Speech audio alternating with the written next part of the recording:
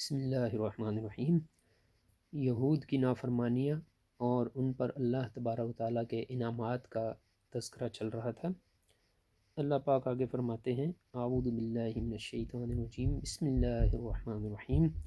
وَذَلَّلْنَا عَلَيْكُمُ الْغَمَامَ وَأَنزَلْنَا عَلَيْكُمُ الْمَنَّ وَالسَّلْوَىٰ، اور سایہ کیا ہم نے تم پر بادلوں کا اور اتارا تم پر من اور سلوہ۔ جب فرعون غرق ہو چکا اور بنی اسرائیل اللہ تبارک و تعالیٰ کے حکم سے مصر سے شام کو چلے تو راستے میں جنگل میں ان کے خیمے پھٹ گئے۔ جب گرمی ہوئی، سورج کی تپش ہوئی تو اللہ تبارک و تعالیٰ نے ان پر بادلوں کا سایہ فرما دیا، اور جب کھانے کو اناج نہ رہا تو من و سلوہ کھانے کے لیے اتارا اللہ تبارک و تعالیٰ نے۔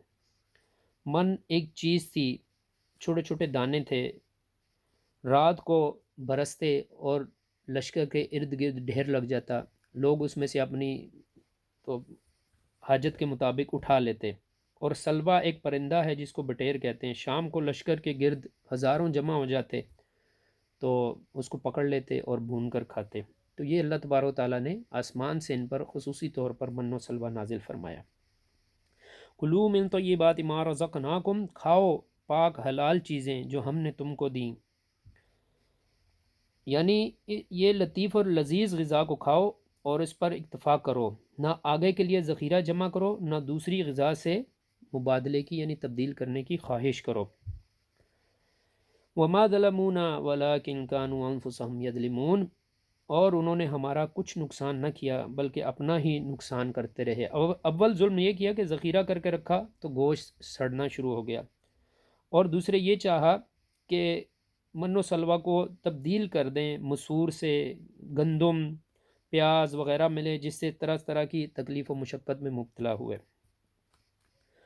وَإِذْ قُلْنَا ادْخُلُوا هَٰذِهِ الْقَرْيَةَ، اور جب ہم نے کہا کہ داخل ہو اس شہر میں، جب اس جنگل میں پھرتے پھرتے تنگ آ گئے اور من و سلوہ کھاتے کھاتے اکتا گئے تو بنی اسرائیل کو ایک شہر میں داخل ہونے کا حکم ہوا۔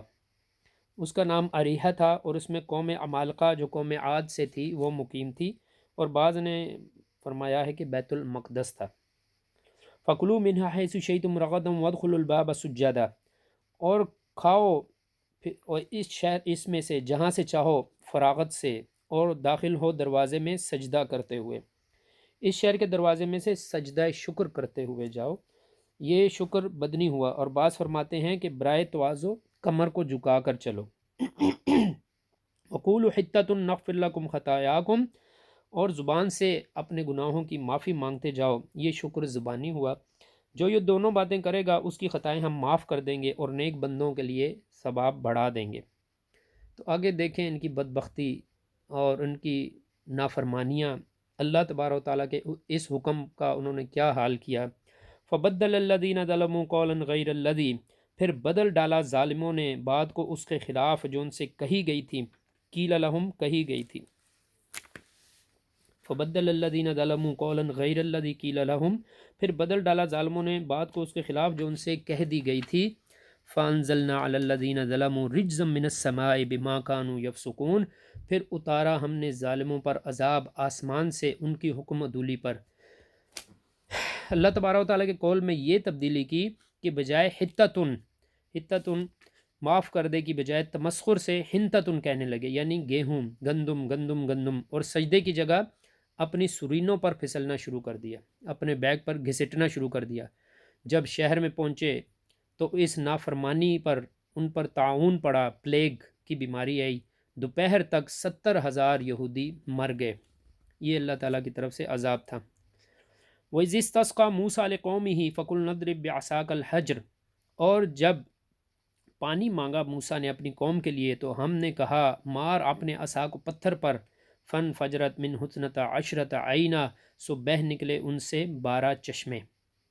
یہ قصہ بھی اسی جنگل کا ہے۔ پانی نہ ملا تو ایک پتھر پر عصا مارنے سے 12 چشمے نکلے، اور بنی اسرائیل کے قبیلے بھی 12 ہی تھے، کسی قوم میں آدمی زیادہ کسی میں کم، ہر قوم کے موافق ایک چشمہ تھا، اور وجہ شناخت بھی یہی موافقت تھی، یا یہ مقرر کر رکھا تھا کہ پتھر کی فلاں جہت فلاں جانب سے جو چشمہ نکلے گا وہ فلاں قوم کا ہوگا۔ اور جو کوتاہ نظر ان معجزات کا انکار کرتے ہیں،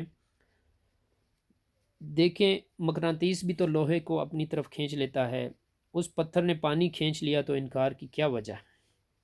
تو یہ بہت سارے معجزات تھے جو بنی اسرائیل پر اللہ تبارک و تعالیٰ نے فرمائے، لیکن اس کے باوجود بھی ان کی شقاوت اور ان کا ظلم اور ان کی بدبختی دیکھیے کہ پھر بھی مسلسل نافرمانیاں کرتے رہے، اور کئی انبیاء کو انہوں نے ناحق قتل کر ڈالا، بہت سے کو جھٹلا دیا، اور بہت دنیا میں فساد کا موجب بنے، ابھی تک یہ فساد پھیلا رہے ہیں اور دنیا کو تباہ کرنے کے درپے ہیں۔ اللہ تبارک و تعالی ہم سب کی حفاظت فرمائے اور ہمیں اپنے فرما برداروں میں شامل فرمائے۔